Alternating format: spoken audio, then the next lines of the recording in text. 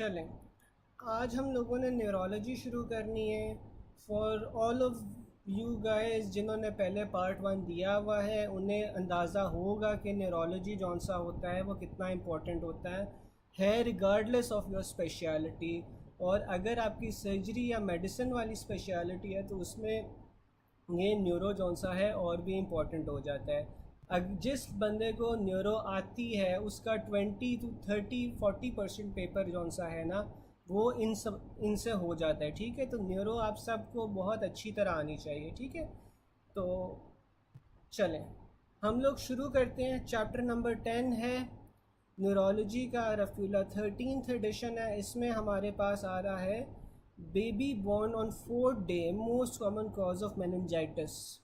तो वो हमारे पास ग्रुप बी स्ट्रेप्टोकोकाई होता है। अच्छा, अब हमारे पास जो मेनिंजाइटिस है वो आप लोगों को पता होगा कि बैक्टीरियल, वायरल और फंगल मेनिंजाइटिस के अंदर डिवाइडेड होता है। ठीक है, अब जो बैक्टीरियल मेनिंजाइटिस है उससे फिर हम फर्दर अकॉर्डिंग टू एज जौन सा है ना वो डिवाइड कर देते हैं। अब जो हमारे पास 0 to 6 मंथ्स होता है उसके अंदर कौन से ऑर्गेनिजम्स होते हैं जो मेनिंजाइटिस करवा रहे होते हैं, उसमें हमारे पास ग्रुप बी स्ट्रेप्टोकोकाई आ जाते हैं और साथ में ई कोलाई आ जाते हैं।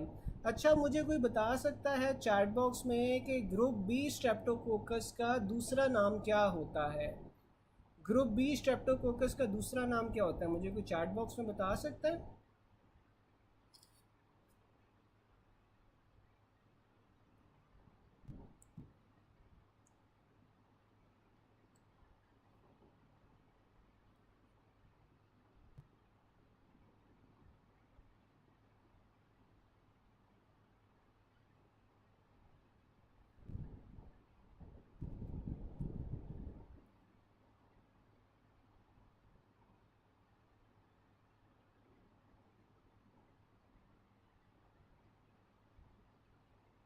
ग्रुप बी स्ट्रेप्टोकोकस को स्ट्रेप्टोकोकस एगलैक्टेशिया भी कहते हैं। स्ट्रेप्टोकोकस एगलैक्टेशिया भी कहते हैं, जिस तरह डॉक्टर आमना बता रही हैं ना। अच्छा, अब ये जो आपके पास ग्रुप बी स्ट्रेप्टोकोकस होते हैं ना ये आपके पास लोअर जीआईटी ट्रैक्ट के अंदर मौजूद होते हैं। ठीक है, और नॉर्मली जो आपके पास न्यूबॉर्न इन्फेक्शंस होती हैं ना जो मदर से फीटस के अंदर ट्रांसमिट हो रही होती हैं, इसके अंदर आपके पास ये जो ग्रुप बी स्ट्रेप्टोकोकस हैं वो रोल प्ले करते हैं। अच्छा, इससे आपको कुछ याद आ रहा है कि हमने ग्रुप ए स्ट्रेप्टोकोकस भी पढ़ा हुआ है। ग्रुप ए स्ट्रेप्टोकोकस हमने कहाँ पे पढ़ा था? कोई मुझे चैट बॉक्स में बता सकता है?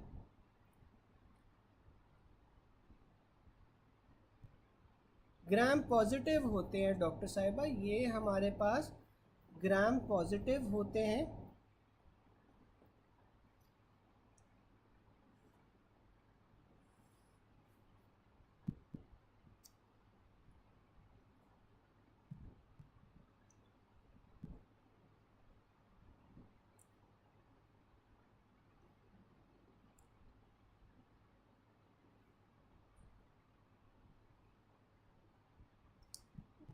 अच्छा, बिल्कुल हमने रूमेटिक फ़ीवर में पढ़ा था, रूमेटिक फ़ीवर में पढ़ा था, बिल्कुल ठीक है। तो जो हमारे पास ग्रुप बी स्ट्रेप्टोकोकाई होते हैं ये नॉर्मली आपके पास मदर से जो आपके पास फीटस आ रहा होता है उसके अंदर ये ट्रांसमिट होते हैं। उसके अलावा जो ई कोलाई है, ई कोलाई भी आपके पास जो जीआईटी होता है उसमें प्रेजेंट होता है। तो इसी तरह ये भी जौन सा है ये मदर से फीटस में ट्रांसमिट होगा। तो 0 to 6 मंथ्स के अंदर आपको जो दो कॉमनली बैक्टीरिया मेनिंजाइटिस करवा रहे होते हैं उसमें हमारे पास ग्रुप बी स्ट्रेप्टोकोकस आ जाता है और साथ में ई कोलाई आ जाता है। फिर हमारे पास आ जाता है चाइल्ड 6 months to 6 years। ठीक है, अब बच्चा है 6 महीने से लेकर 6 years तक आपके पास सबसे कॉमन ऑर्गेनिजम्स कौन से आ जाते हैं आपके पास? स्ट्रेप्टोकोकस नमोनिया आ जाता है, नाइसेरिया मेनिंजाइटिस आ जाएगा और उसके अलावा आपके पास एच इन्फ्लुएंजा आ जाएगा टाइप बी। ठीक है, तो 6 मंथ से 6 years तक हमारे पास स्ट्रेप्टोकोकस नमोनिया आ गया, नाइसेरिया आ गया और साथ में इन्फ्लुएंजा आ गया, एच इन्फ्लुएंजा टाइप बी आ गया।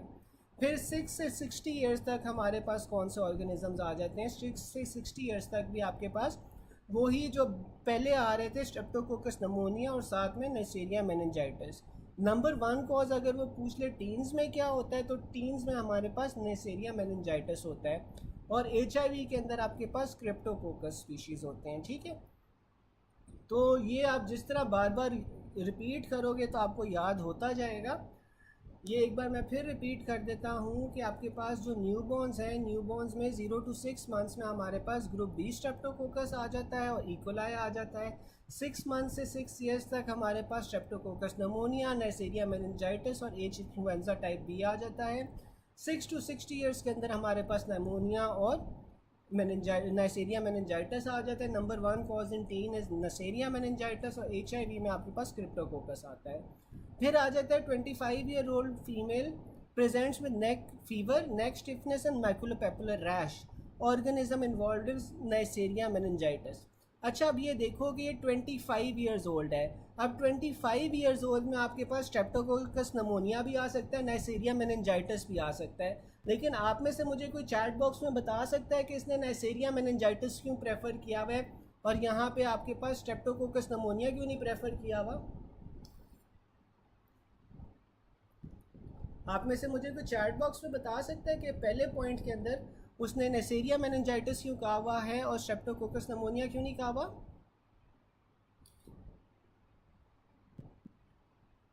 बिल्कुल, आप लोगों को तो आता है पहले ही पढ़ने से। तो जो रैश होती है, rash is characteristic of Neisseria meningitis, ठीक है। तो अगर उसने रैश का जिक्र किया होगा मेनिंजाइटिस के साथ, तो हमने हमेशा नेसेरिया का फिर सोचना है। Drug of choice in bacterial meningitis, तो बैक्टीरियल मेनिंजाइटिस के अंदर आपके पास सेफ्ट्रैक्सोन होती है, बिल्कुल मैकुलोपेपुलर रैश का उसने जिक्र किया हुआ है, ठीक है, आप सब सही कह रहे हो। फिर आ जाता है most common cause of septic meningitis, तो सेप्टिक मेनिंजाइटिस का सबसे कॉमन कॉज आपके पास स्ट्रेप्टोकोकस नमोनिया होता है, ठीक है। तो सेप्टिक मेनिंजाइटिस का आपके पास सबसे कॉमन कॉज स्ट्रेप्टोकोकस नमोनिया होगा। 6 मंथ से 2 ईयर्स ऑफ एज तक भी आपके पास स्ट्रेप्टोकोकस नमोनिया होगा। 48 hours old newborn is suffering from meningitis. अब ये 48 आवर्स ओल्ड है, तो ये न्यूबॉर्न है। न्यूबॉर्न्स के अंदर आपके पास जो सबसे ज़्यादा टेंडेंसी होती है वो किसकी होती है? ग्रुप बी स्ट्रेप्टोकोकस की, ठीक है, क्योंकि जो ग्रुप बी स्ट्रेप्टोकोकस होता है वो आपके पास यहाँ पे मदर से आपके पास फीटस में आ रहा होता है। अच्छा, एक तो हमने पढ़ लिया कि ये जो ग्रुप बी स्ट्रेप्टोकोकस है, ये जब मदर से फीटस के अंदर ट्रांसमिट हो रहा है तो ये मेनिंजाइटिस करवा रहा है। इसके अलावा मुझे कोई बता सकता है कि ये जो ग्रुप बी स्ट्रेप्टोकोकस है या स्ट्रेप्टोकोकस एगलैक्टेशिया है, ये कौन सी डिजीज़ करवा सकता है? इसके अलावा कोई मुझे चैट बॉक्स में बता सकता है?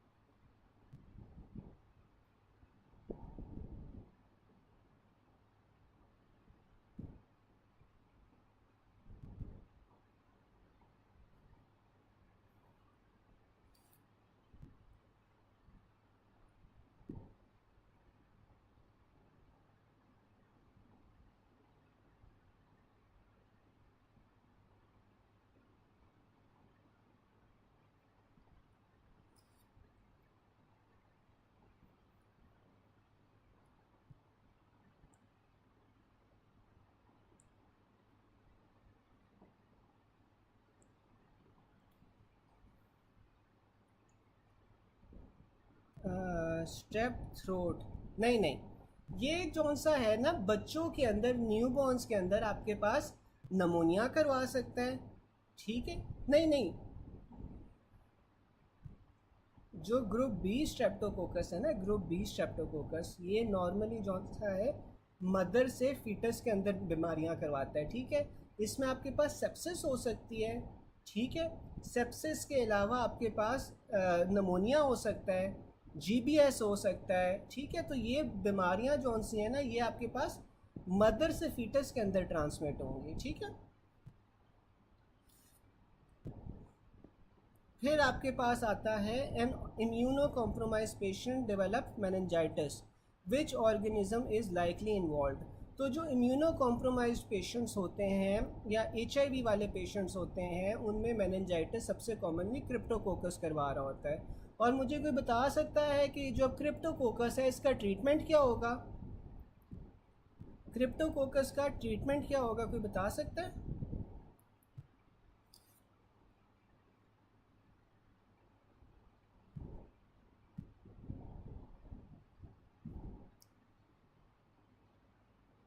बिल्कुल, एम्फोटेरिसिन बी। Excuse me. फिर हमारे पास आ जाता है meningitis in HIV patient is caused by which organism. तो ये क्रिप्टोकोकस नियोफॉर्मिन्स है। History of meningitis 1 month back, bilateral पेपिलोडीमा।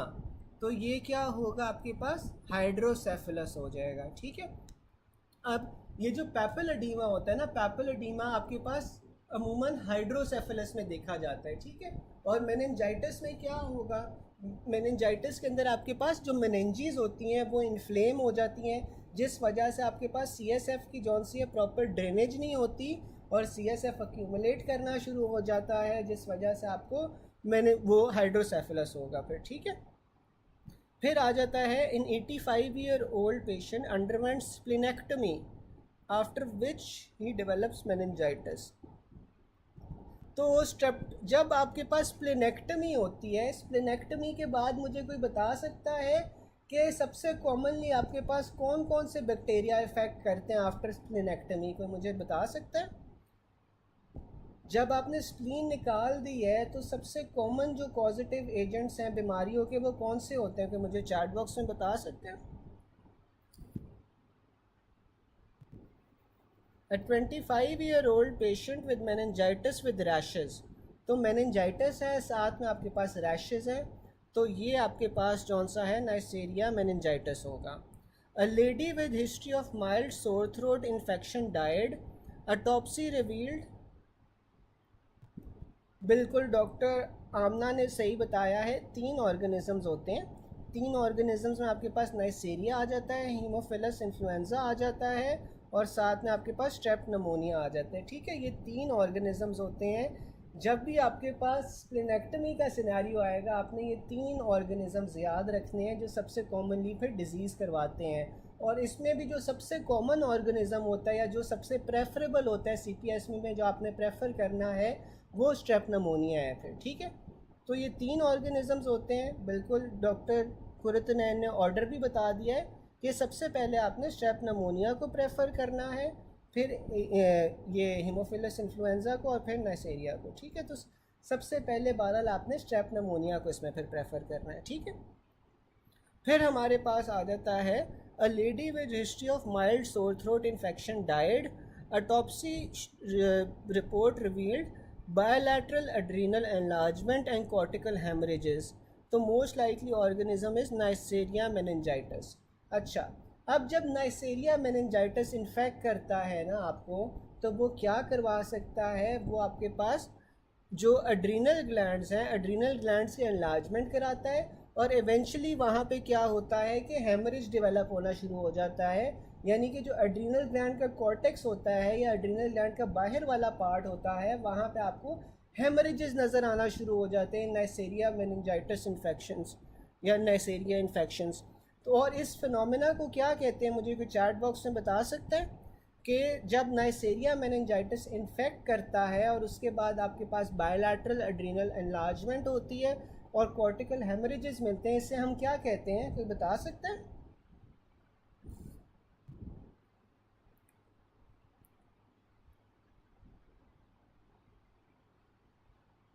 फिर आ रहा है a 30-year-old male presented with meningitis with low glucose and increase polymorph cells and positive meningeal signs. बिल्कुल, Waterhouse Friderichsen syndrome, बिल्कुल आप लोग सही कह रहे हो, ठीक है। फिर हमारे पास आ रहा था कि a 30-year-old male presented with meningitis with low glucose and increased polymorphs, positive meningeal signs। तो ड्रग ऑफ चॉइस ना आपने इसमें सेफ्ट्रैक्सोन प्रेफर करनी है। अगर सेफ्ट्रैक्सोन ऑप्शंस में नहीं है फिर आप पेनिसिलिन G चूज़ कर सकते हो, ठीक है। विच of the following fungus causes meningitis, तो हमारे पास वो क्रिप्टोकोकस था। A patient recently diagnosed with HIV/AIDS presents with diarrhea and meningoencephalitis. Under microscopy, the organism stains positive with India ink. This opportunistic organism could likely be Cryptococcus neoformans. फिर हमारे पास आ जाता है a 38-year-old HIV positive patient is complaining of headache. On examination आपको neck stiffness positive मिली है। Fungal meningitis is suspected to be the cause. Which of the following is thought to be the number 1 cause in HIV/AIDS patients, तो ये आपके पास Cryptococcus नियोफॉर्मन्स आ जाएगा। ठीक है, फिर आ जाता है हमारे पास which of the following anti fungal agent is used in the treatment of Cryptococcus, तो ये आप लोगों ने पहले ही बता दिया था कि ये हमारे पास एम्फोटेरिसिन बी होती है। A patient presented with headache, fever, vomiting and diagnosed as meningitis. CSF में आपको क्रिप्टोकोकस मिला है तो drug of choice amphotericin B होगी। A known Hodgkin lymphoma patient presents with high grade fever and vomiting. On examination आपके पास neck stiffness मिली है, Kernig side positive मिला है, CSF में आपको फंगल ऑर्गेनिज्म मिला है, तो अगेन आपने क्रिप्टोकोकस दे देनी है।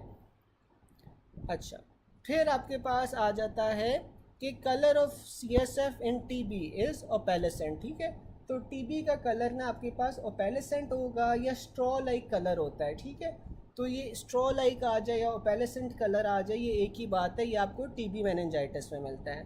फिर आ जाता है a mother delivered a child at home after 5 days, baby presented in hospital with neck stiffness and fever, cause of meningitis आपके पास क्या है, स्ट्रेप्टोकोकस एगलैक्टेशिया या फिर ग्रुप बी स्ट्रेप्टोकोकस।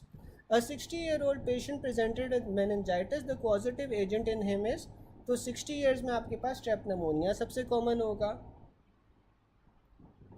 आगे हमारे पास आ रहा है 9-year-old boy presents with high grade fever and neck rigidity, gram staining revealed cocci in culture, तो विच ऑर्गेनिज्म इज इन्वॉल्व, तो आपके पास ये नाइसेरिया मेनिंजाइटिस है।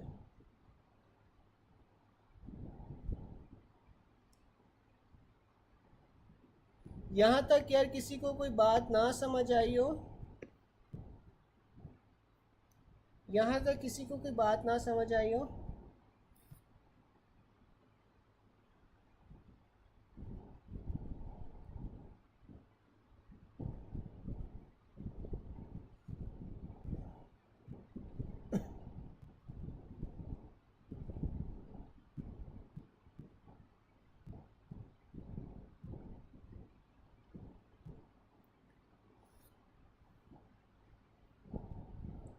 अच्छा, वैसे मुझे कोई बता सकता है कि जो आखिरी वाला पॉइंट है, आखिरी वाले पॉइंट में उसने नाइसेरिया क्यों बोला हुआ है और स्ट्रेप्टोकोकस नमोनिया क्यों नहीं बोला हुआ?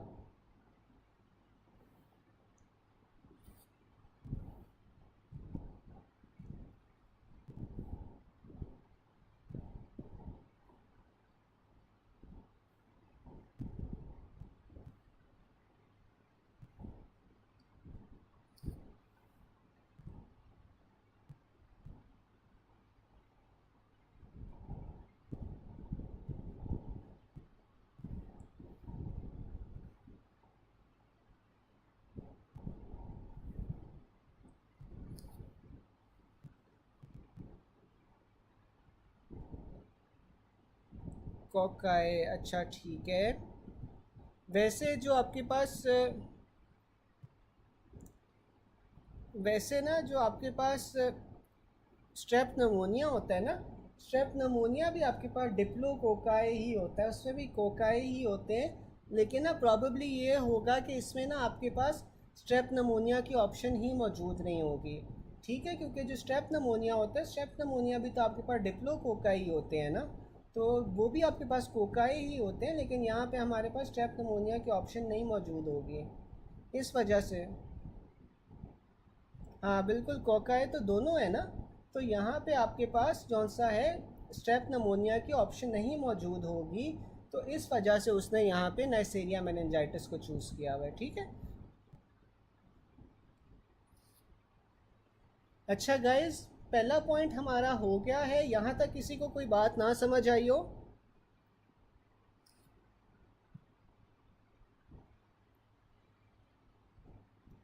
यहाँ तक सब क्लियर है? तो हम आगे चलते हैं।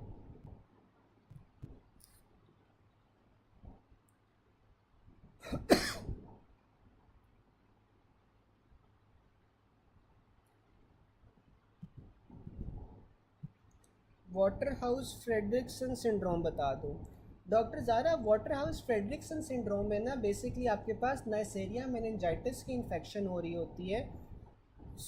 और ये जो नाइसेरिया मेनिंजाइटिस है ना, ये आपके पास जो किडनीज़ में आपके पास एड्रीनल ग्लैंड्स होते हैं ना, एड्रीनल ग्लैंड्स को इफ़ेक्ट करता है, उसका हाइपरप्लेजिया करवाता है, और साथ में आपके पास कॉर्टिकल हेमरेजेस करवाता है। यानी कि आपके पास जो कॉर्टेक्स है ना, वहाँ से आपके पास एड्रीनल कॉर्टेक्स में ब्लीडिंग होना शुरू हो जाती है। तो this is a sign of Neisseria meningitidis, और इससे हम फिर वाटर हाउस फ्रेडरिक्सन सिंड्रोम कहते हैं। ठीक है, वाटर हाउस फ्रेडरिक्सन सिंड्रोम के अंदर आपके पास नाइसेरिया मेनिंजाइटिस की इन्फेक्शन होती है, वो आपके पास एड्रीनल हाइपरप्लेजिया करवा रही होती है, साथ में जो एड्रीनल कॉर्टेक्स होता है वहाँ पे हेमरेजेस करवा रही होती है। तो ये हमारे पास वाटर हाउस फ्रेडरिक्सन सिंड्रोम है। ठीक है, चलें, और किसी को कोई क्वेश्चन हो यार, कोई बात ना आप समझ आई हो? चलें, हम ना अब आगे चलते हैं। पॉइंट नंबर 238 आ जाता है। पॉइंट नंबर 238 में वो ये कहता है कि patient is in unconscious condition, CSF में आपके पास ग्लूकोज 20 mg है, प्रोटीन 1500 mg है। तो ये अक्यूट बैक्टीरियल मेनिंजाइटिस है। ठीक है, अब वैसे हम एक बार टेबल देख लेते हैं ताकि हम बेहतर तरीके से समझ पाएँ। अब जो टेबल है ना, अगर आप सीएसएफ लेते हो तो सीएसएफ, नॉर्मल सीएसएफ आपको किस तरह प्रेजेंट होना चाहिए? इसमें जो WBCs हैं या वाइट सेल्स हैं, वो आपके पास 0 to 5 सेल्स पर माइक्रोलीटर होने चाहिए। ठीक है, जो आपके पास वाइट ब्लड सेल्स हैं, they should be 0 to 5 cells per microlitre. जो प्रोटीन है, प्रोटीन आपके पास होनी चाहिए 20 to 40 mg पर डेसीलीटर, जबकि ग्लूकोज आपके पास जौन सा है वो 45 to 80 mg पर डेसीलीटर होना चाहिए, less than 2/3 of blood glucose. ठीक है, यहाँ पे आपके पास एक और पॉइंट भी कवर हो रहा है कि जो ग्लूकोज की क्वांटिटी होती है in the CSF, that is lower than blood. ठीक है, और कितनी कम होती है? लेस देन 2/3 ऑफ ब्लड होती है, यानी कि आपके पास 45 से 80 तक इसकी नॉर्मल वैल्यू होती है। ठीक है, फिर हम ना सबसे पहले कर लेते हैं बैक्टीरियल मेनिंजाइटिस। अब जब बैक्टीरियल मेनिंजाइटिस होता है तो आपके पास जो न्यूट्रोफिल्स होते हैं, न्यूट्रोफिल्स की क्वांटिटी ज़्यादा हो जाती है। उसके अलावा आपके पास क्या होता है? प्रोटीन ज़्यादा हो जाती है, क्योंकि जो बैक्टीरिया का स्ट्रक्चर है ना, that is made out of proteins. ठीक है, तो जब बैक्टीरिया आपके पास CSF को इन्फेक्ट कर रहे हैं तो जो आपके पास ओवरऑल प्रोटीन की क्वांटिटी है वो ज़्यादा हो जाएगी, और जो ग्लूकोज है वो आपके पास less than half of plasma हो जाता है, क्योंकि आपके पास जो बैक्टीरिया होते हैं वो ये ग्लूकोज को यूटिलाइज़ कर रहे होते हैं। जब वो बैक्टीरिया यूटिलाइज़ कर रहे होंगे ग्लूकोज को, तो जो ग्लूकोज की क्वांटिटी है वो हमारे पास कम मिलेगी CSF में। फिर हमारे पास फंगल या TB मेनिंजाइटिस आ जाता है। अब जो फंगल या TB मेनिंजाइटिस है उसके अंदर क्या होता है कि हमारे पास लिम्फोसाइट्स बड़े होते हैं। लिम्फोसाइट्स बढ़ने के साथ साथ ये जो फंगस या TB है, ये अगेन आपके पास प्रोटीन इन नेचर होते हैं। तो फिर आपके पास जो प्रोटीन की क्वांटिटी है वो बड़ी होगी, और अगेन ये ग्लूकोज को यूटिलाइज़ कर रहे हैं, तो इसमें आपके पास जो ग्लूकोज है वो कम होया होगा। फिर हमारे पास वायरल मेनिंजाइटिस आ जाता है। वायरल मेनिंजाइटिस जौन सा होता है, इसमें क्या होता है कि जो WBC है उसमें लिम्फोसाइट्स बड़े होते हैं, और साथ में जो प्रोटीन्स होते हैं वो नॉर्मल रहते हैं, क्योंकि जो वायरसेस होते हैं आपको पता है कि ये आउटसाइड द बॉडी तो ज़्यादातर ये इनएक्टिव होते हैं ना, इनका अपना कोई ऐसा स्ट्रक्चर नहीं होता। ठीक है, तो जो आपके पास प्रोटीन्स है ना वो या तो नॉर्मल होंगे या स्लाइटली बिल्कुल इंक्रीज्ड होंगे, जबकि जो ग्लूकोज है वो भी आपके पास नॉर्मल होता है या फिर 80% ऑफ प्लाज्मा ग्लूकोज इसमें आपको मिलेगा। रिमेंबर इसमें आपने ये याद रखना है कि दो ऐसे वायरसेस होते हैं बहरहाल जिनके अंदर आपको डिक्रीज लेवल्स ऑफ ग्लूकोज मिलते हैं, और वो कौन से होते हैं? वो मम्प्स होगा और हर्पीज एनसेफेलाइटिस होगा। ठीक है, मम्प्स और हर्पीज एनसेफेलाइटिस के अंदर आपको जो CSF में ग्लूकोज के लेवल्स हैं वो कम मिलेंगे। ठीक है, अब हम इसमें MCQs देख लेते हैं ताकि हमें मज़ीद क्लियर हो जाए। A young patient presented with headache, neck stiffness and fever, CSF routine examination prove the diagnosis of bacterial meningitis. तो बैक्टीरियल मेनिंजाइटिस में आपके पास इंक्रीज प्रोटीन्स होंगी। ठीक है, फिर आ जाता है scenario of meningitis given with CSF sugar of 40 and predominance of lymphocytes. अब आपके पास CSF में जो ग्लूकोज के लेवल्स हैं वो कम है, और साथ में आपके पास लिम्फोसाइट्स की प्रीडोमिनेंस है, तो ये आपके पास ट्यूबरकुलस मेनिंजाइटिस होगा। Picture of meningitis, low grade fever with CSF proteins 45। ठीक है, यानी कि जो प्रोटीन्स हैं वो आपके पास बढ़ी हुई है, ग्लूकोज आपके पास 80 है। ठीक है, सीरम ग्लूकोज 110 है। डायग्नोसिस क्या होगा? आपके पास वायरल मेनिंजाइटिस आ जाएगा, क्योंकि इसमें देखो जो ग्लूकोज लेवल्स हैं वो आपके पास नॉर्मल हैं। प्रोटीन्स हमने पढ़ा था कि या तो नॉर्मल होती हैं या बिल्कुल स्लाइटली इंक्रीज होती हैं, तो इस वजह से ये फिर हमारे पास वायरल मेनिंजाइटिस आ जाएगा। Meningitis CSF analysis shows CSF lymphocyte 75%, जबकि न्यूट्रोफिल्स 25%। तो यहाँ पे आपके पास ट्यूबरकुलस मेनिंजाइटिस ही बेस्ट ऑप्शन दिया होगा पेपर में। फिर आ जाता है meningitis, loss of hearing, damage to organ of Corti. ठीक है, तो अगर आपके पास मेनिंजाइटिस के बाद लॉस ऑफ हेयरिंग हो जाए या एक आपके पास कान में आवाज़ ना आए, तो आपके पास कहाँ पे डैमेज हुआ हुआ है? ऑर्गन ऑफ कॉर्टी या इनर एयर के अंदर आपके पास डैमेज हुआ हुआ है। अगर आपके पास दोनों साइड पे बायलैटरल इन्वॉल्वमेंट है या बायलैटरल हेयरिंग लॉस है, तो फिर हमारे पास न्यूरोनल पाथवेज जो है ना वो इफ़ेक्ट हुए हैं। और ये न्यूरोनल पाथवेज कौन सी नर्व होगी? कोई मुझे बता सकता है कि यहाँ पे नर्व कौन सी फिर इफ़ेक्टेड होनी चाहिए?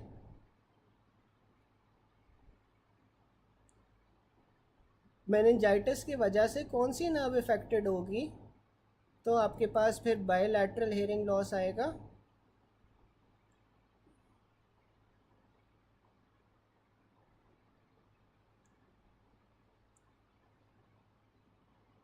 वेस्टिबुलो कॉक्लियर नर्व होगी ना, बिल्कुल बिल्कुल।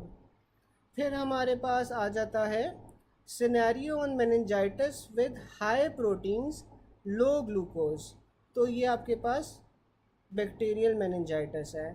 Patient with meningitis develop bilateral hearing loss, तो इसमें आपके पास क्या डायग्नोसिस है? Involvement of neuronal pathways. और हमने पढ़ा था कि अगर यूनिलैटरल हेयरिंग लॉस होगा तो फिर हमारे पास कहाँ पे डैमेज होगा? ऑर्गन ऑफ कॉर्टी में। फिर हमारे पास आ जाता है a young mail is admitted with history of fever and unconsciousness. उसका CSF में WBCs 400 आए हैं, यानी कि ज़्यादा है। 75% उसके लिम्फोसाइट्स थे, न्यूट्रोफिल्स 25% हैं, टर्बिड अपेरेंस है, प्रोटीन्स आपके पास 2.1 है, ग्लूकोज आपके पास 50 है। ठीक है, तो ये आपके पास फिर TB मेनिंजाइटिस होगा। अच्छा, अब कहीं भी आपके पास टर्बिड अपेरेंस और पेलेसेंट अपेरेंस या फिर आपके पास स्ट्रॉ लाइक अपेरेंस हो जाए ना CSF की, तो फिर हमने TB मेनिंजाइटिस की तरफ जाना है। और इसमें वो फिर और क्या चीज़ें बता रहा है कि जो लिम्फोसाइट्स हैं वो आपके पास रेज्ड हैं, प्रोटीन्स भी आपके पास जौन सी हैं वो रेज्ड हैं, और साथ में जो ग्लूकोज है, ग्लूकोज के लेवल्स नॉर्मल हैं लेकिन ऑन द लोअर साइड हैं, तो इस वजह से ये आपके पास फिर TB मेनिंजाइटिस होगा। फिर आ जाता है मेनिंजाइटिस, लॉस ऑफ हेयरिंग, ये तो हो गया था। फिर आ जाता है person has high grade fever, neck rigidity, lumbar puncture shows glucose 40 है, प्रोटीन 400 है, प्रोमिनेंट लिम्फोसाइट्स हैं, तो ये अगेन TB मेनिंजाइटिस होगा। फिर हमारे पास आ जाता है अ 30 year old mail who was treated for meningitis 1 बैथ, अब मॉर्निंग हेडेक के साथ आया और बायलैटरल पेपिलोडेमा के साथ आया है, तो ये हमारे पास फिर हाइड्रोसेफलस आ जाएगा। LP done. अच्छा मुझे बताएं कि अगर हाइड्रोसेफलस के साथ पेशेंट आ गया है, तो हाइड्रोसेफलस के साथ वाले पेशेंट को आप क्या क्या ट्रीटमेंट ऑप्शंस कंसिडर कर सकते हो, कि मुझे बता सकते हैं कि अगर आपके पास हाइड्रोसेफलस का पेशेंट आ गया है तो उसमें आप कौन कौन सी ट्रीटमेंट ऑप्शंस कंसिडर कर सकते हो। फिर हमारे पास आ रहा है LP done of a comatose patient as he has fever and neck rigidity, CSF में लिम्फोसाइट्स इंक्रीज्ड हैं लेकिन प्रोटीन्स और ग्लूकोज नॉर्मल हैं, तो ये हमारे पास वायरल मेनिंजाइटिस हो जाएगा।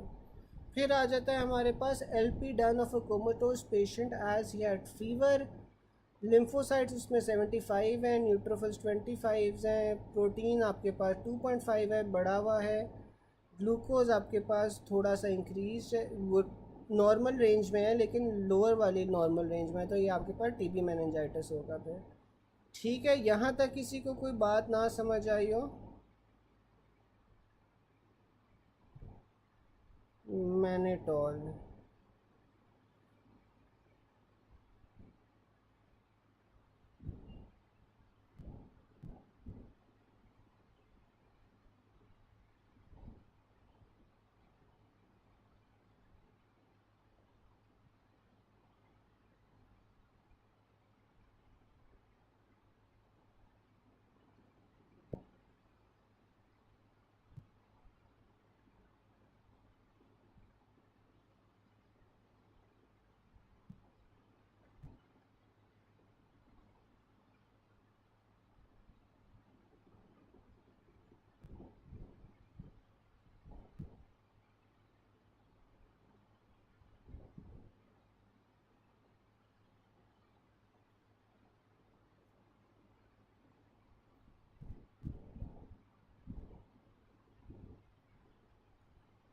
बिल्कुल आप सही कह रहे हो, इसमें आप मैनेटॉल दे सकते हो, ठीक है।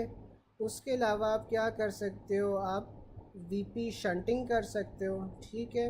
उसके अलावा आप डायोरेटिक्स दे सकते हो, ठीक है। ये सारी की सारी चीज़ें जो उनसे आप कर सकते हो हाइड्रोसेफलस में, ठीक है।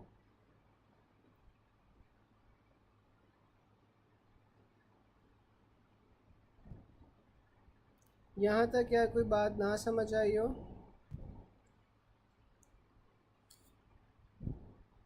मैं रिपीट कर देता हूँ।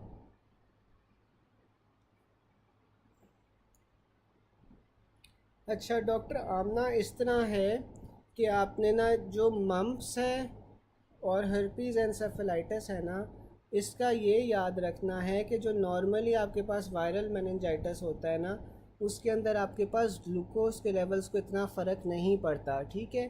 क्योंकि वायरसेस जौन से होते हैं वो आपके पास इतने एक्टिव ऑर्गेनिजम्स नहीं होते। उन्होंने तो बस होस्ट के अंदर जाके होस्ट की मशीनरी ही इस्तेमाल करके जौन सा है वो रेप्लिकेट करना होता है, तो वो एज सच ना ग्लूकोज वगैरह नहीं यूटिलाइज़ करते। इसमें हमारे पास दो अनॉमलीज़ आ जाती हैं, जो कि हमारे पास मम्प्स होती है और हर्पीज़ एन्सेफेलाइटिस होती है। ये दो वायरल कंडीशंस हैं जिसमें आपको जो ग्लूकोज लेवल्स हैं वो कम मिलेंगे, लेकिन जो बाकी आपके पास वायरल कंडीशंस होंगी जो कि आपके पास मेनिंजाइटिस करवा रही होंगी, उसके अंदर आपके पास ग्लूकोज लेवल जौन से हैं वो नॉर्मल मिलते हैं, ठीक है। तो ये था डॉक्टर आमना कि जो मम्प्स और हर्पीज़ होता है ना, ये आपके पास दो अनॉमलीज़ हैं जिसके अंदर आपको जौन सा है ग्लूकोज लेवल्स कम मिलेंगे, ठीक है। बाकी जौन सा है वायरसेस ग्लूकोज लेवल्स नॉर्मल ही रखते हैं सीएसएफ का।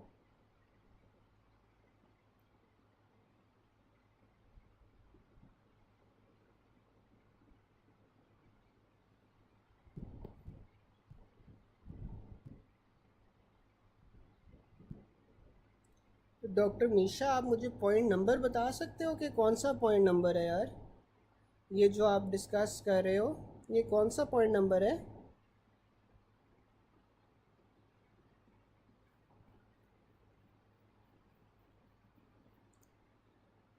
डॉक्टर मीशा, मुझे पॉइंट नंबर बता सकते हो?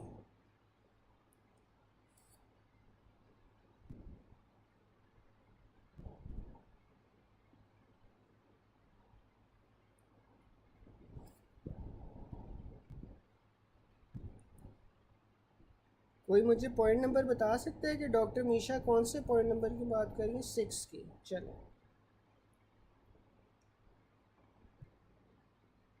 अच्छा, ये scenario of meningitis with high proteins और लो ग्लूकोज। जी बिल्कुल, इसमें आप अगर पूछ रहे हो कि ग्लूकोज, बिल्कुल फंगल भी हो सकता है डॉक्टर साहिबा, आप सही कह रहे हो। फंगल भी हो सकता है, टीबी भी हो सकता है, लेकिन ये ना ऑप्शन ही ये दिया होगा बैक्टीरियल का, ठीक है।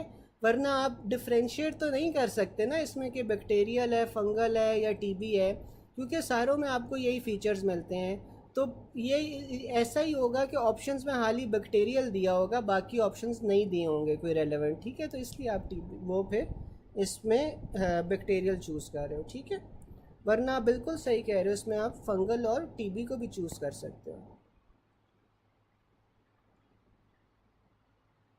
फिर हमारे पास आ जाता है, नहीं नहीं, कोई प्रेफरेंस नहीं है इसमें, ठीक है, क्योंकि देखो तीनों कंडीशंस के अंदर आपके पास ये चीज़ होती है, ठीक है। तो इसमें कोई प्रेफरेंस तो नहीं हो सकती ना, क्योंकि आपके पास जो भी होगा उसमें यही कंडीशन होगी, तो कोई प्रेफरेंस नहीं होगी। आपको ऐसा एमसीक्यू आएगा ही नहीं जिसमें दोनों दिए हों, ठीक है। आपको एमसीक्यू में एक ही रेलेवेंट ऑप्शन मिलेगी,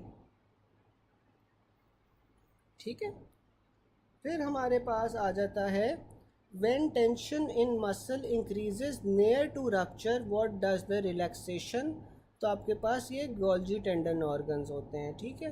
अब जब आप एक मसल के ऊपर एक्सेसिव टेंशन डालते हो या एक्सेसिवली उसे स्ट्रेच करते हो, तो आपके पास मसल जौन सा है वो खुद ब खुद रिलैक्सेशन की तरफ चला जाता है, ताकि वो टीयर ना हो। और ये जो खुद ब खुद रिलैक्सेशन होती है बिकॉज ऑफ एक्सेसिव स्ट्रेच, ये आपके पास कौन करवा रहा होता है? ये आपके पास गोल्जी टेंडन ऑर्गन्स करवा रहे होते हैं, ठीक है।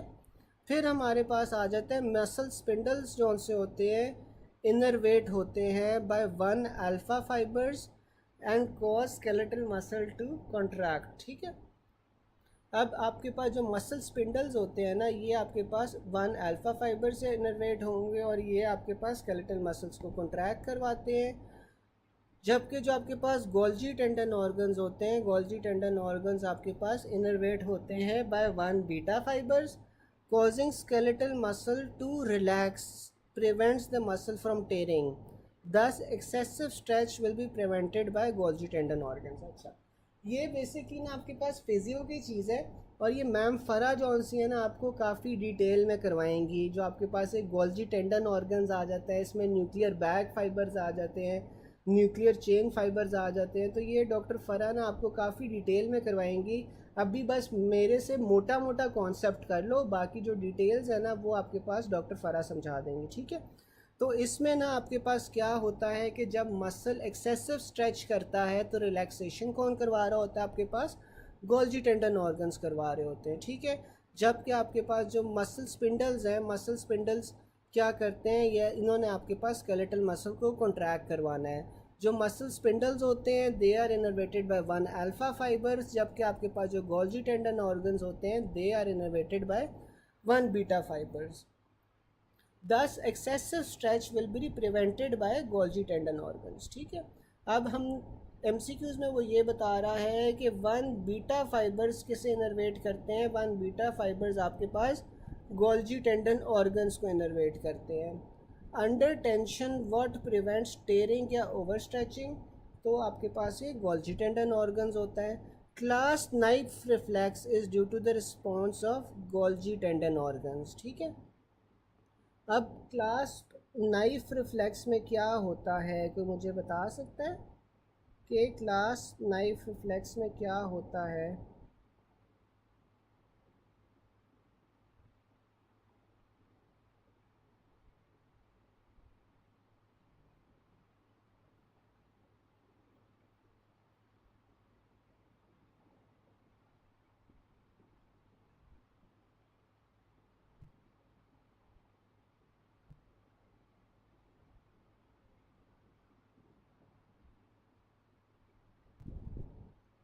अच्छा, इसमें क्या होता है कि आप ना पेशेंट को रेजिस्टेंस देते हो, और रेजिस्टेंस से आप उसे कहते हो कि अपना बाजू बंद करे।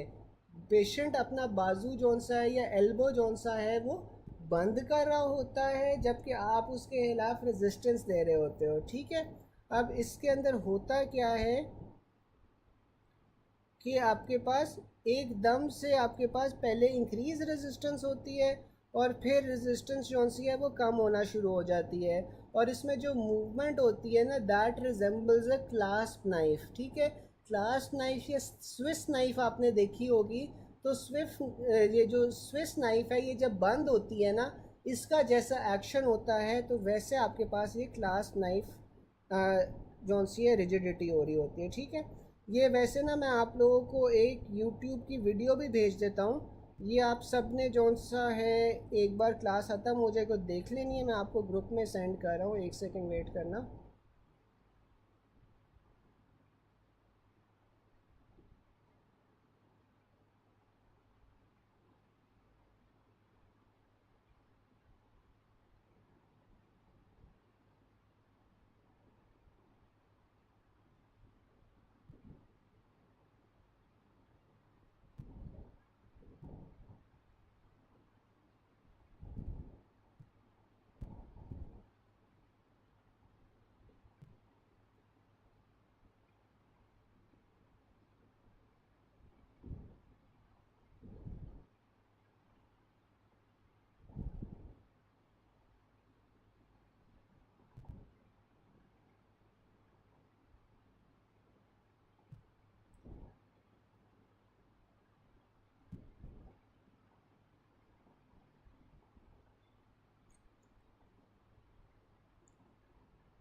ठीक है, बिल्कुल डॉक्टर आयशा सही बता रहे हो आप कि अपर मोटर न्यूरॉन लीजन्स के अंदर ये होता है। फिर हमारे पास आ जाता है analysis of clasp knife reflex suggest reflex most likely arising from the Golgi tendon organs. फिर आ जाता है a cat is decerebrated at mid collicular level what which of the following happens, तो इसमें आपके पास एग्जैजरेटेड स्ट्रेच और tendon jerk reflex होता है।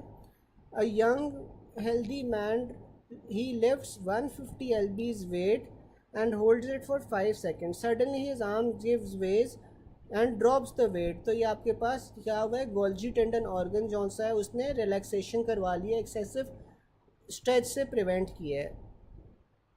When a strong stretch is applied to the skeletal muscles, it undergoes relaxation which is due to the stimulation of Golgi tendon organs.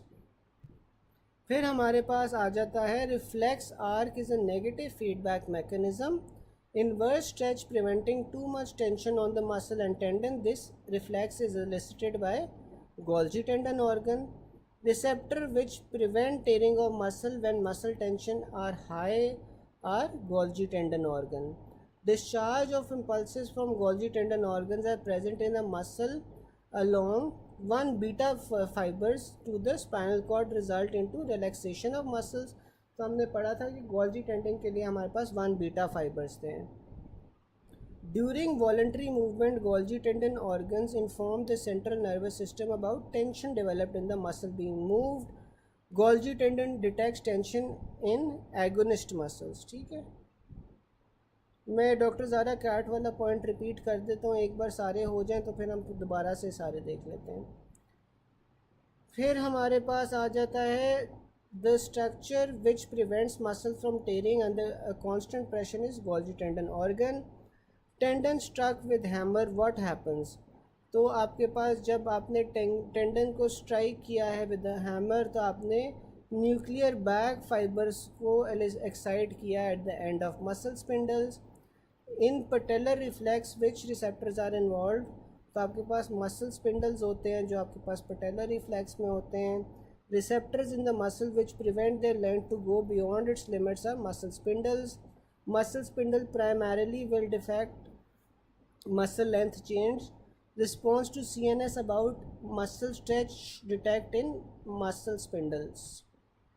अच्छा, अब मुझे ये बताओ कि यार इनमें आपको कौन कौन सी बात है जो नहीं समझ आई। ये जो आपके पास पॉइंट नंबर 239 है इसमें कौन कौन सी चीज़ें नहीं समझ आई, ये अभी हम क्लियर कर लेते हैं।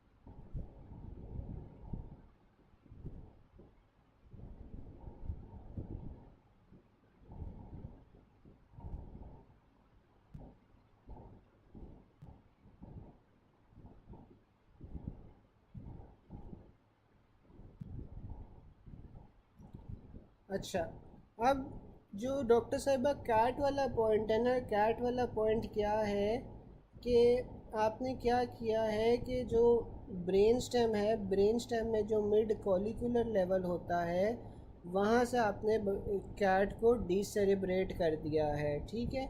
यानी कि वहाँ से आपने जौन सा है, क्या नाम है, ऐसे समझ लो वहाँ पे लीजन हुई है। वहाँ पे लीजन होने की वजह से आपके पास जो स्ट्रेच रिफ्लेक्स है एग्जैजरेट हो गया, और टेंडन जर्क रिफ्लेक्सेस भी आपके पास एग्जैजरेट हो गए हैं। डी सेरेब्रेट जो आपके पास पोस्चर होता है ना, इसमें क्या होता है कि इसमें आपके पास आर्म्स और लेग्स जौन सी होती हैं ना वो स्ट्रेट आउट हेल्ड हो रही होती हैं, और टोज जौन से होते हैं वो डाउनवर्ड पोजीशन में होते हैं, और नेक जौन सी है वो पीछे की तरफ होती है। तो आपके पास ना बेसिकली दो पोजीशंस हैं, आपके पास डी सेरेब्रेट पोजीशन है और दूसरी डी कॉर्टिकेट पोजीशन है। अब जो डी सेरेब्रेट पोजीशन होती है उसमें आपके पास हर चीज़ एक्सटेंडेड होती है, गर्दन भी एक्सटेंडेड होगी, रिस्ट भी एक्सटेंडेड होगी, लेग्स भी एक्सटेंडेड होगी, ठीक है। और जब आप कैट को ये मिड कैलिकुलर लेवल पे आप इंजर कर रहे हो तो आपके पास ये सारा कुछ होगा।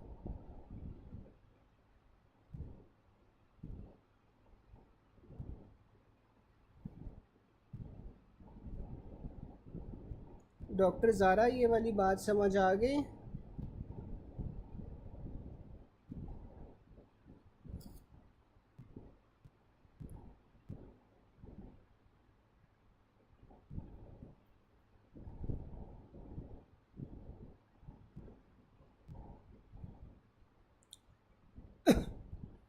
अच्छा, सारा कुछ समझ आ गया। आई डेंट एक्सपेक्ट कि आप लोगों को सारा कुछ समझ आएगा, बिकॉज इसमें काफ़ी कॉन्सेप्ट्स हैं आप लोगों ने पहले पढ़ा हुआ है कहीं।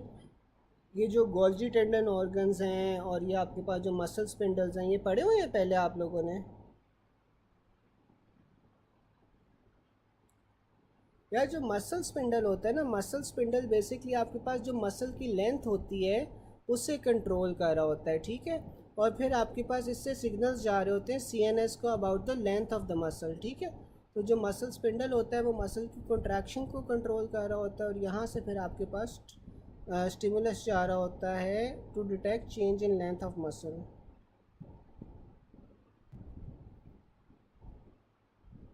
नहीं पढ़ा हुआ, लेकिन ये समझ आ गया है या कोई चीज़ नहीं समझ आई, ये मुझे बता दो, क्योंकि ये बेसिकली तो डॉक्टर फ़रा आपको डिटेल में सारा कुछ करवाएंगे, लेकिन थोड़ा बहुत अभी समझ आया है।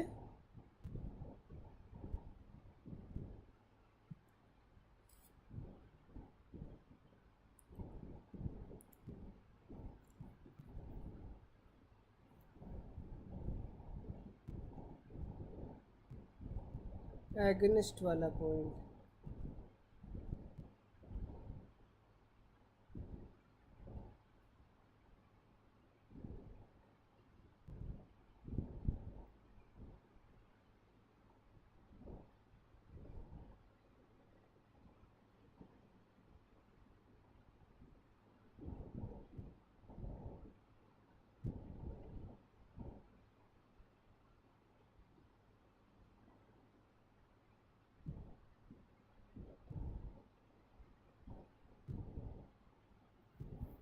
अच्छा, अब ये देखिए, जो आपके पास एगनिस्ट मसल्स होते हैं ना, एगनिस्ट मसल्स जौन से होते हैं वो आपके पास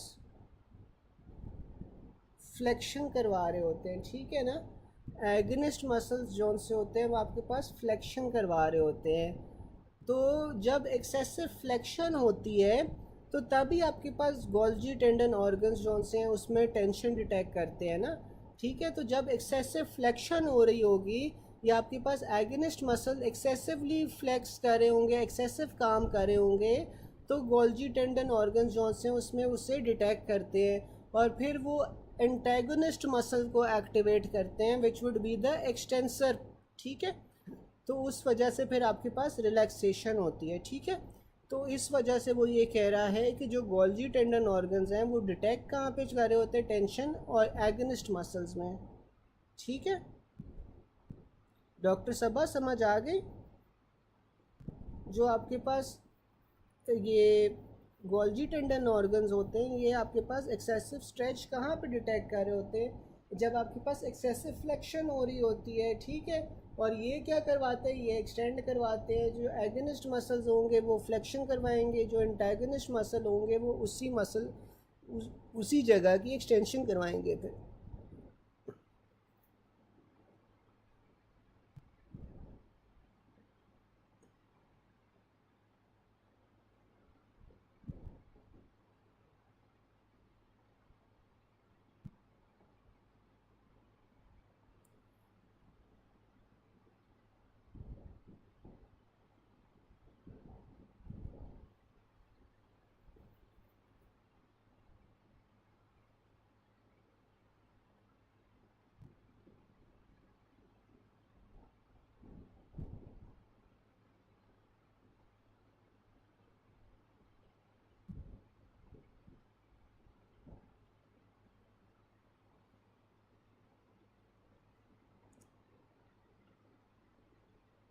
अच्छा, ये जो रिफ्लेक्स आर्क है ना, ये जो आपके पास गोल्जी टेंडन ऑर्गन से एलिसिट होती है, ठीक है, इससे आप इन्वर्स मायोटैक्टिक रिफ्लेक्स भी कहते हो।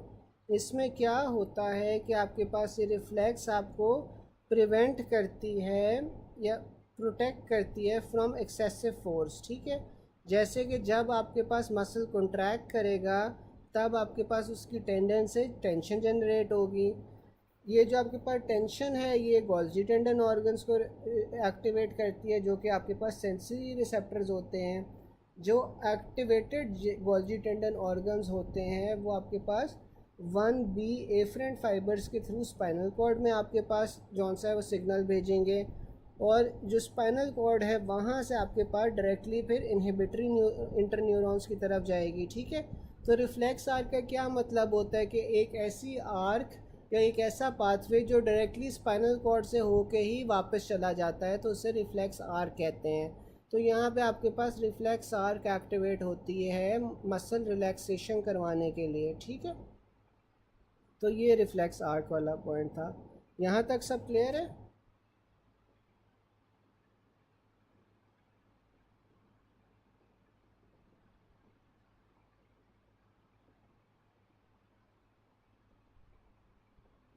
डॉक्टर ज़ारा सही है, क्लियर है?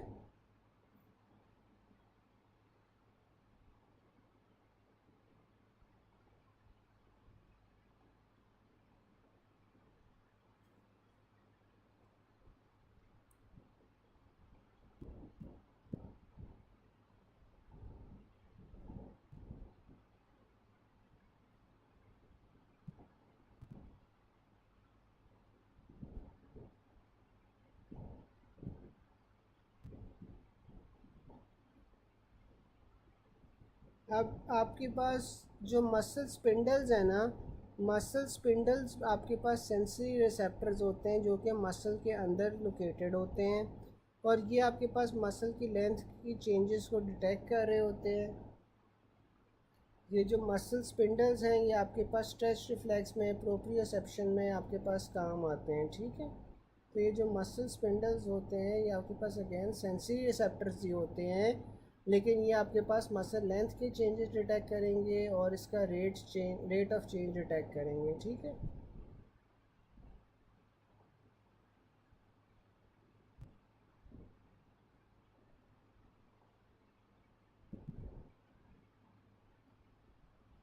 फिर हमारे पास आ जाता है flexor tendon reflex is mediated by nuclear bag fibres. Flexor reflex occurs due to noxious stimuli, ठीक है। अब नॉक्शियस स्टिमुलस क्या होता है, कोई भी ऐसा स्टिमुलस जो आपके पास लाइफ थ्रेटनिंग हो या बहुत डेंजरस हो, तो जब नॉक्शियस स्टिमुलस आता है तो आपके पास फ्लेक्सर रिफ्लेक्स एक्टिवेट होता है। अब flexion reflex is mostly the result of noxious stimuli. A boy walking barefoot gets pricked by a pointed object lying on the ground. He immediately withdraws his leg. Which of the following is involved in flexor withdrawal reflex due to pain? तो आपके पास यहाँ पे free nerve endings आ जाती हैं। Tendon struck with hammer what happens, तो आपके पास न्यूक्लियर बैग जो फाइबर्स हैं at the end of muscle spindle वो एलिसिट होते हैं। Short muscle shortening in response to stretch is predominantly flexors. A young medical student has already been holding 3 books and wants to pick up the 4th book from the library. On holding the 4th book, she drops all the books. तो ये आपके पास क्यों होता है? Inverse stretch reflex की वजह से. During voluntary muscle contraction, both alpha and gamma motor neurons in descending pathways are excited. Stretch muscle will cause the contraction of muscle which is stretched. Muscle shortening in response to stretch आपके पास कौन से होते हैं? Predominantly flexors होते हैं. ठीक है.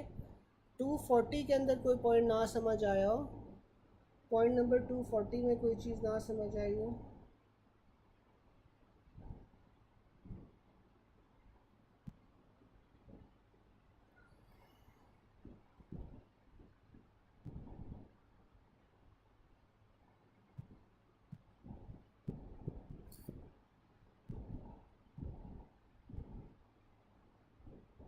Everything clear?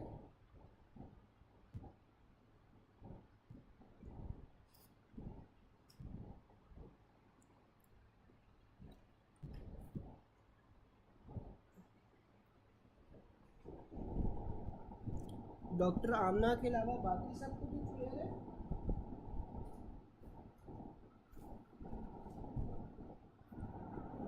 अच्छा, फिर हमारे पास आ जाता है आगे कि in tabes dorsalis what happens to the bladder.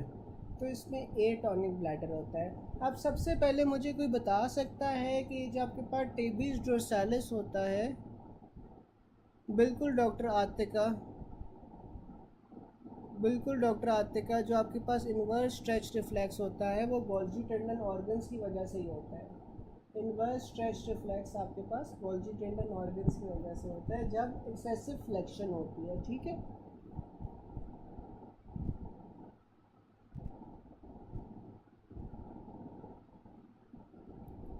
Flexor reflex का बता दूं. अब देखिए ना कि लेट सपोज कि आप गलती से किचन के अंदर किसी गर्म चीज़ को हाथ लगा देते हो, तो अब वो जो गर्म चीज़ है वो क्या है? वो आपके पास फ्लेक्स नॉक्शियस स्टिमुलस है. ठीक है. और उस नॉक्शियस स्टिमुलस की वजह से आपके पास क्या होगा? आप हाथ जो सा है वो तेज़ी से वापस अंदर कर लोगे. तो this is an example of flexor reflex. ठीक है. तो ये आपके पास फ्लेक्सर रिफ्लेक्स की एग्जांपल आ जाती है. ठीक है. अच्छा, मुझे ये बता सकता है कि जो टेबिस डोर्सालिस होती है ये कौन से फेज़ ऑफ सिफिलिस में होती है? प्राइमरी, सेकेंडरी या टर्शियरी सिफिलिस में? टेबिस डोर्सालिस कौन सा है वो प्राइमरी में होती है, सेकेंडरी में, टर्शियरी सिफिलिस में? तो मुझे चैट बॉक्स में बता सकता है?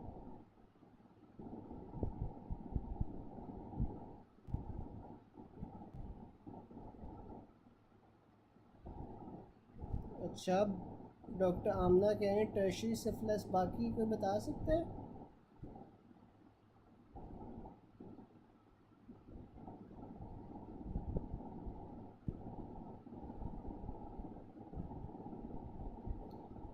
टर्शियरी सिफिलिस, बिल्कुल. टर्शियरी सिफिलिस के अंदर आपके पास जौन सा है वो टेबिस डोर्सालिस होती है. ठीक है.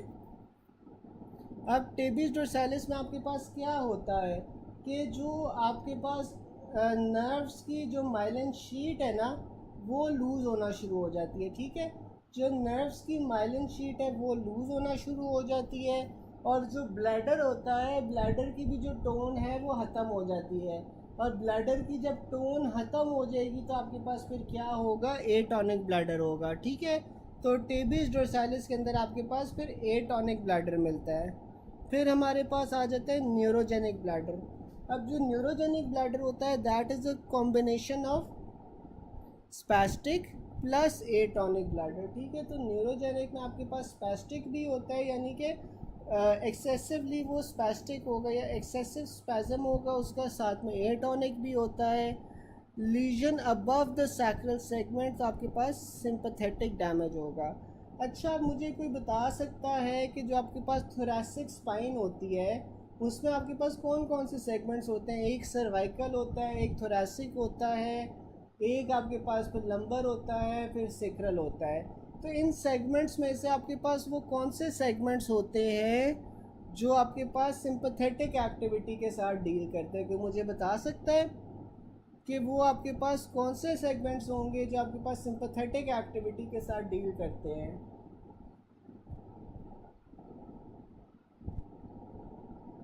कोई चैट बॉक्स में बता सकता है?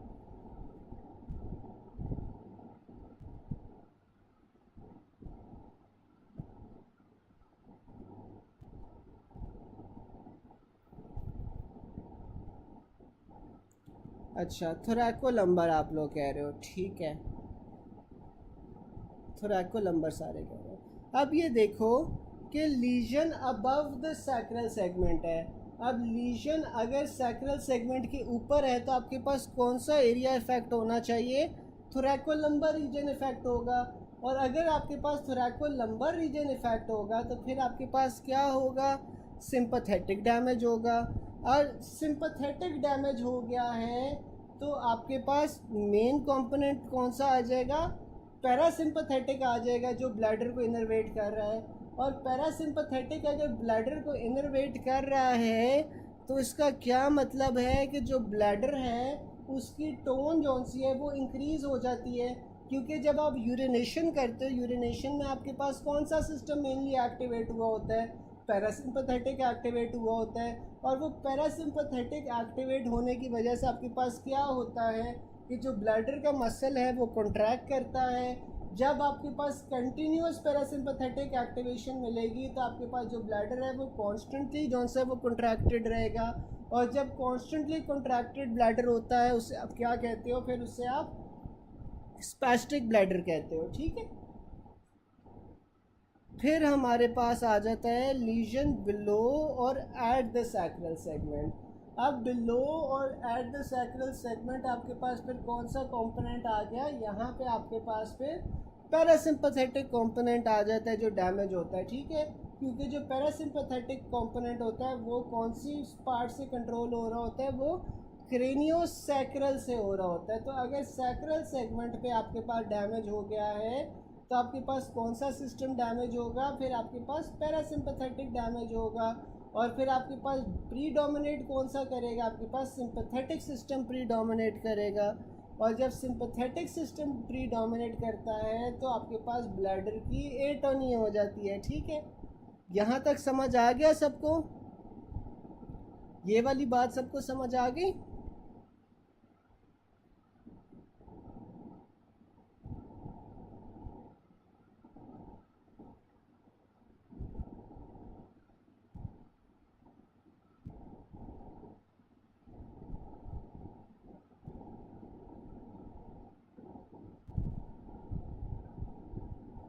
चलें, दोबारा बता दूँ, दोबारा बता देता हूँ कि आप ये देखो कि सैक्रल सेगमेंट के अगर ऊपर लीजन हुई है तो आपके पास कौन सा कंपोनेंट इफेक्ट होगा? आपके पास थोरैको लंबर इफेक्ट होगा, क्योंकि सैक्रल से ऊपर ही होता है ना थोरैको लंबर। और अभी आप लोगों ने बताया था कि जो थोरैको लंबर होता है वो क्या चीज़ कंट्रोल कर रहा होता है? वो आपके पास सिंपैथेटिक एक्टिविटी को कंट्रोल कर रहा होता है। तो अगर थोरैको लंबर की इंजरी हो गई है तो आपके पास सिंपैथेटिक कंपोनेंट जो सा है ब्लैडर का वो डैमेज हो जाएगा। और सिंपैथेटिक डैमेज होने की वजह से आपके पास जो कंपोनेंट प्री डोमिनेट करेगा that would be the parasympathetic component. और ये जो पैरासिम्पैथेटिक कंपोनेंट होता है, आपको पता है कि जब आप यूरिनेशन कर रहे होते हो तो ये पैरासिम्पैथेटिक कंपोनेंट ही एक्टिवेट हुआ होता है, जिस वजह से आपके पास ब्लैडर जो सा है वो कॉन्ट्रैक्ट करता है। जब हर वक्त आपके पास पैरासिम्पैथेटिक जो पाथवे है वो एक्टिवेटेड रहेगा तो उसकी वजह से आपके पास जो ब्लैडर है वो कॉन्स्टेंटली एक कॉन्ट्रैक्टेड स्टेट में रहेगा, जिससे फिर आप स्पैस्टिक ब्लैडर कहते हैं, ठीक है। दूसरा आ जाता है लीजन बिलो या एट द सैक्रल सेगमेंट। तो यहाँ पे आपके पास कौन सा कंपोनेंट है? यहाँ पे आपके पास सैक्रल कंपोनेंट है। और जो आपको पता है क्रेनियोसैक्रल होता है दैट डील्स विद पैरासिम्पैथेटिक। तो अगर आपके पास फिर पैरासिम्पैथेटिक डैमेज हो गया है, आपके पास सिंपैथेटिक प्रीडोमिनेट करेगा। और जब सिंपैथेटिक डोमिनेट करेगा तो आपके पास ऑटोनोमस ब्लैडर आ जाएगा। यानी कि जो ब्लैडर होता है वो किसी कंट्रोल में नहीं होता, जैसे ही ब्लैडर में यूरिन भरता है यू वॉइड, ठीक है। तो ये आपके पास कौन सा है, पॉइंट आ गया, ठीक है। डॉक्टर ज़ारा, डॉक्टर अस्का, अब आपको समझ आ गई है? मैंने रिपीट तो कर दिया, लेकिन डॉक्टर ज़ारा, डॉक्टर अस्का समझ आई है अभी?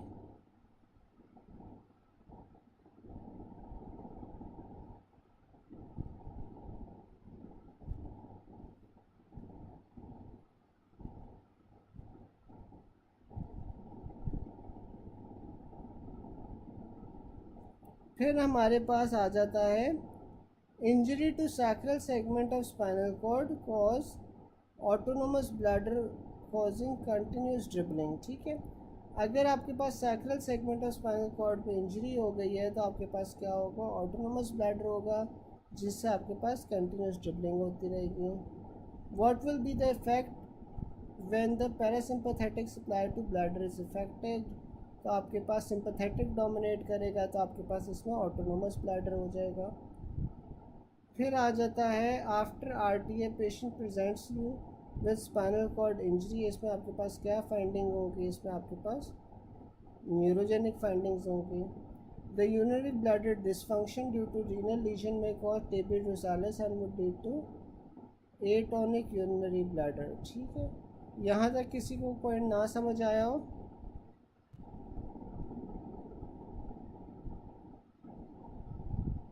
यहाँ तक किसी को कोई पॉइंट ना समझ आया हो?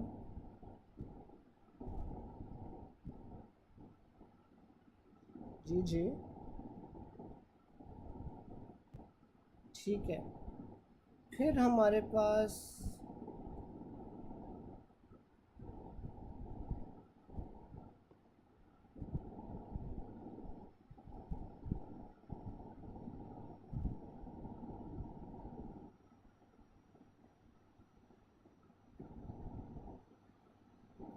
यार आज के लिए ना एक्चुअली हम 4 पेज ही कर रहे हैं, मेरी ना थोड़ी सी तबीयत ख़राब हो रही है, तो मेरे से बोला नहीं जा रहा, मेरा गला ख़राब है। तो इंशाल्लाह ना हम फिर ये है कि इज़ इट ओके कि हम कल थोड़ा सा ज़्यादा टाइम लगा दें?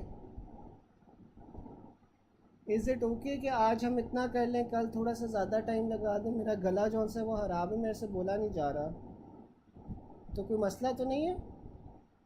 आप लोग आज इतना कर लो जितना आज हमने किया है, ठीक है। बाकी जो सा है ना हम फिर इंशाल्लाह कल ज़्यादा टाइम लगा लेंगे थोड़ा, सही है? चलें, ठीक है। अल्लाह हाफिज़।